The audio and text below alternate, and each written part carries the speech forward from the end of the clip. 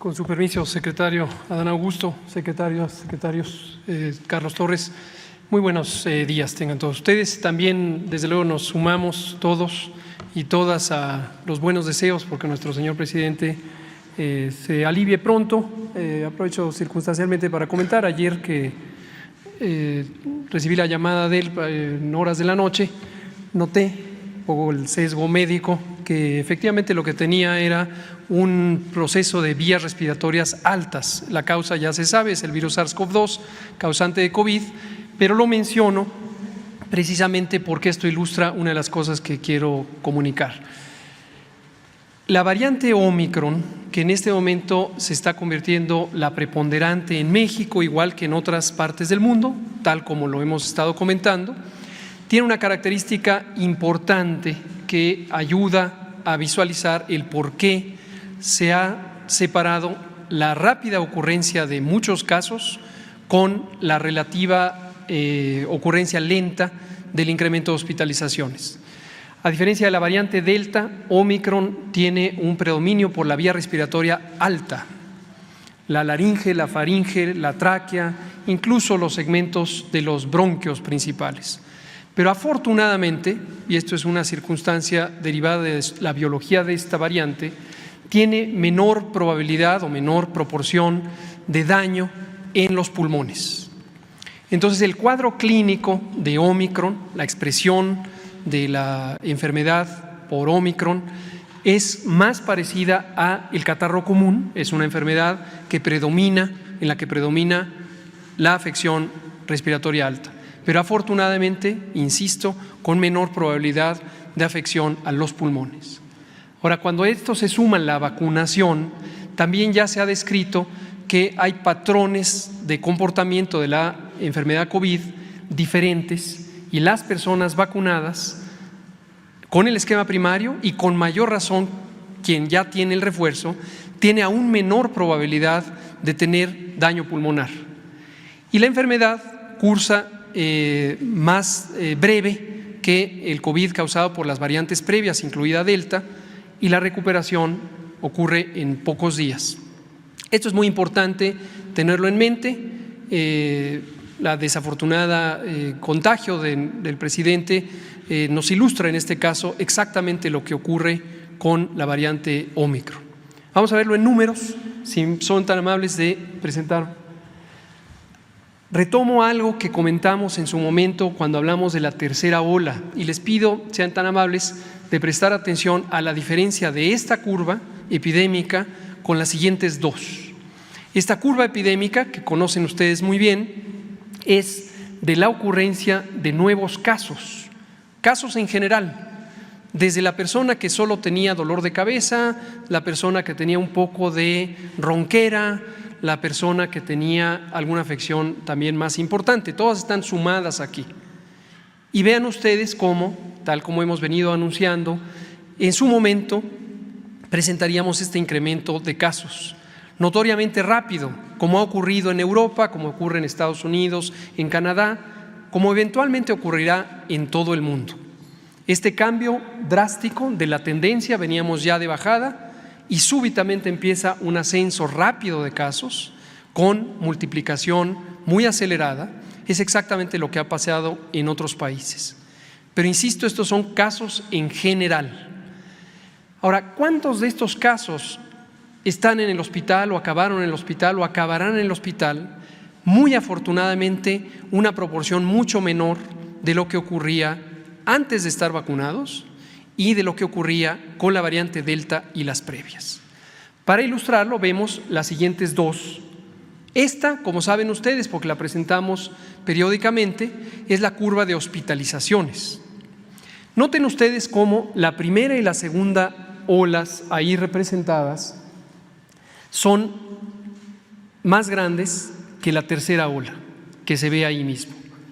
Esa tercera ola es la diferencia que se causó por vacunarse. Ya no fue más grande que la primera y la segunda olas. En el número de casos sí fue más grande, pero en el número de hospitalizados ya no fue más grande, porque la vacunación hizo su efecto positivo de prevenir enfermedad grave. Pero ahora veamos el último extremo de la imagen, en el segmento que está del lado derecho, donde hay una flecha verde. Ese es el estado actual de la hospitalización COVID. Y tenemos aproximadamente la quinta parte o menos de las unidades COVID ocupadas cuando estamos viendo ya este aumento de casos en general. Es decir, de todos esos casos en general, la enorme mayoría tienen un cuadro clínico leve, con ronquera, algunos pueden tener fiebre, con tos seca, pero no con daño pulmonar que les haga llegar al hospital. Veamos ahora la tercera imagen y es igual, la representación de cómo van ocurriendo en este caso las defunciones en el tiempo. Y vean ustedes también cómo la primera y sobre todo la segunda ola fueron muy grandes comparadas con la tercera ola. Las defunciones redujeron cuando la población estaba vacunada en una proporción alta. Pero veamos ahora el punto final en el lado derecho de esa línea, de esa curva. Las defunciones no han aumentado. Aun cuando estamos conscientes que las defunciones tienen un desfase y se presentan de 14 a 21 días después de cuando empiezan a aumentar los casos, eventualmente van a subir, posiblemente un poco, pero muy poco comparado con lo que hubiera ocurrido en ausencia de vacunación o con otras variantes. Con Omicron esto no está ocurriendo. Y lo vemos en los demás países y pensamos que en México estamos viendo el mismo patrón de comportamiento de la enfermedad. Entonces, nuevamente deseamos una pronta recuperación al presidente y usé de manera muy respetuosa la situación por la que él está pasando para ilustrar lo que puede estar pasando con Omicron y va a pasar con Omicron. Ahora, ¿qué hay que hacer? Vamos a poner la siguiente, vamos a seguir hablando de vacunación. La prevención de Omicron es igual que la prevención de todas las demás variantes y lo más importante es vacunarse. Es el efecto más importante que se tiene de reducción de riesgo de enfermedad grave. Vamos a ir pasando los números. Como ven ustedes, esta es la distribución de vacunas. Ayer tuvimos arriba de 263,000 dosis. En otros días estamos poniendo por arriba de 600,000 y al final de esta presentación comentaré cómo ahora vamos a entrar en números mayores porque vamos a abrir de manera masiva para 40 años en adelante, junto con todo lo demás que estamos haciendo de vacunar a embarazadas, de vacunar a niñas, niños, adolescentes desde los 12 años cuando se tiene comorbilidad, de 15 años cuando no se tiene y también a el personal educativo. La siguiente, en forma acumulativa tenemos ya 152.3 millones de dosis que han sido utilizadas en México desde que empezó el programa en diciembre de 2020. La siguiente, esto corresponde a 82.5 prácticamente millones de personas y noten ustedes cómo vamos avanzando en los esquemas completos. 91% ya tienen esquema completo, 9% todavía están en el periodo donde médicamente está indicado esperar para la siguiente dosis del esquema final. La siguiente. La cobertura nacional es de 88% en forma estimada. Tenemos todavía 3 entidades federativas por abajo del 80%. Seguramente en los próximos pocos días, conforme vayan fluyendo los datos, sabremos que también esas entidades federativas han ido logrando su meta de vacunar a las poblaciones rurales dispersas, que nunca las vamos a dejar fuera, nunca las vamos a dejar atrás. La siguiente. Esta es también una actualización que no habíamos presentado con ustedes de cómo han avanzado los refuerzos. Abrimos los refuerzos ya hace varias semanas y tenemos 51%, la mitad de las personas adultas mayores ya tienen 3 dosis de vacuna, tienen el esquema reforzado y en el personal de salud 32%. Hacemos un llamado a nuestros colegas del sector salud a que acudan ya por su refuerzo. Recuerden que lo abrimos de manera generalizada para el personal de salud. Si por edad ya les toca vacunarse, pues con mayor razón. Si no les toca, vacúnense por ser personal de salud. Esta es una prevención importante no solo para el personal, sino para los pacientes. No queremos que en los hospitales el propio personal de salud sea quien enferma y no pueda atender a los pacientes. Otros grupos que queremos enfatizar son las embarazadas. El embarazo es una condición transitoria, temporal, de mayor riesgo de complicaciones de cualquier enfermedad infecciosa de origen viral, causada por virus. Eso incluye al COVID.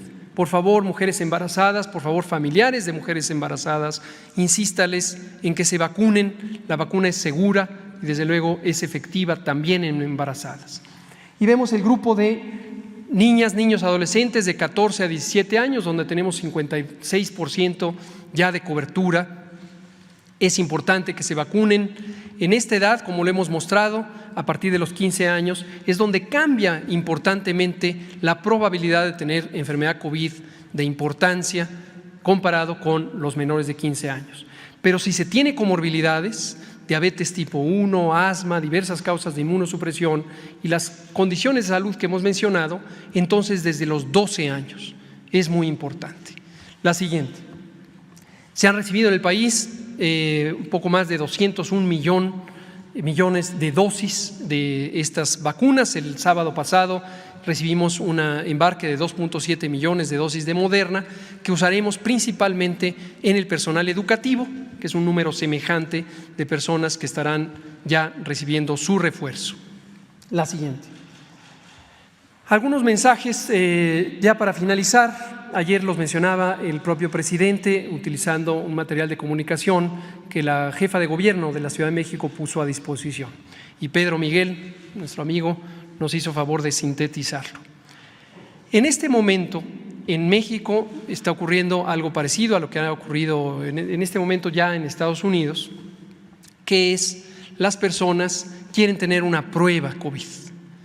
Esto puede representar un problema para el mundo entero, porque la capacidad de fabricar pruebas COVID es limitada, insisto, no en México, en el mundo entero. Si todas las personas que tienen tos, que tienen dolor de garganta, se aceleran a ir por una prueba COVID, lo que va a ocurrir es que se van a angustiar porque van a estar en una fila en un laboratorio público o privado esperando recibir una prueba COVID. Pero además le van a restar la oportunidad de tener una prueba COVID a una persona que por razones médicas es imprescindible que se determine si tiene o no COVID. Insisto, la escasez de pruebas es mundial. Entonces, diversos gobiernos, incluido Estados Unidos, incluido varios países europeos, estamos haciendo un llamado a tener claridad de lo que dijimos al inicio de la epidemia.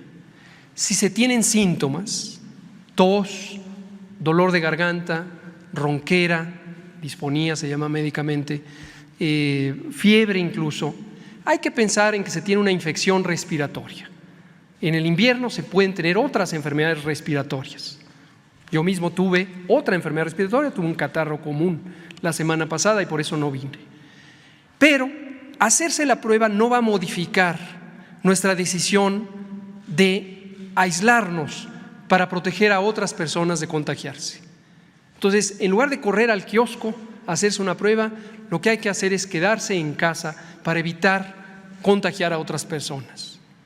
Sin embargo, hay que vigilar nuestro estado de salud y elementos clave para vigilarlo incluye el estar pendiente de nuestra capacidad de respirar. Monitorear la oxigenación con un oxímetro de pulso es muy importante, lo mencionamos durante varias veces en las conferencias. Si la oxigenación baja, entonces sí podría ser una condición de mayor riesgo.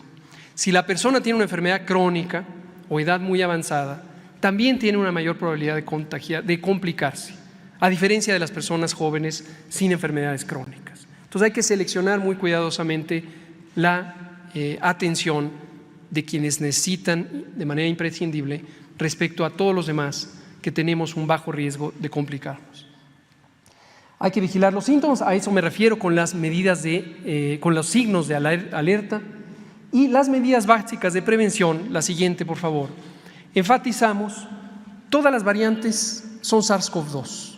Es un virus que se transmite por gotas, gotículas, aerosoles respiratorios cuando hay demasiada cercanía entre personas y las personas hablan, tosen, cantan, gritan, etc.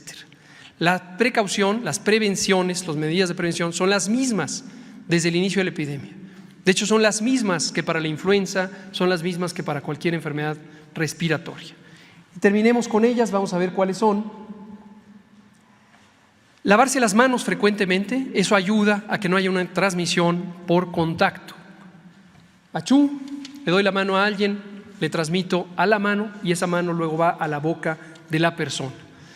Por lo tanto, también hay que tener el uso de cubrebocas, sobre todo en espacios públicos cerrados, cuando hay alguien que se conoce que ha estado infectado, con mayor razón. El estornudo de etiqueta o la tos de etiqueta en el ángulo del brazo para evitar propagar, no al aire.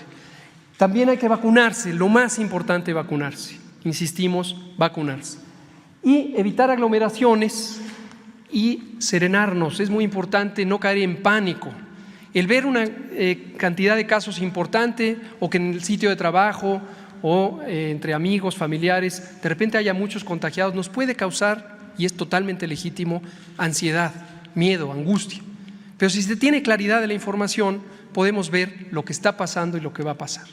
Y es una enfermedad que causa menor probabilidad de complicaciones. Y lo último es una noticia importante. La vacunación necesitamos ponerla rápido en todas las personas que son candidatas a vacunarse y ponerla de manera ordenada para que no se vacune alguien de bajo riesgo en vez de alguien de alto riesgo.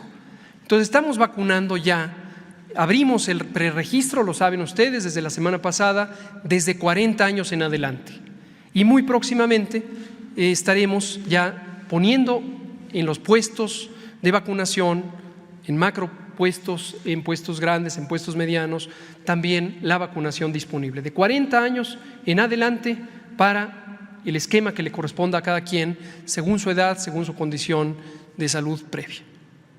Mantengamos la calma, atendamos a ocuparnos de lo que hay como sociedad y no hagamos caso a rumores. Y un último llamado, con todo respeto y aprecio para la prensa nacional: ayudemos a la sociedad a que se ayude a sí misma, ayudémonos todos. No propaguemos rumores, no generemos pánico, tengamos calma. Muchas gracias.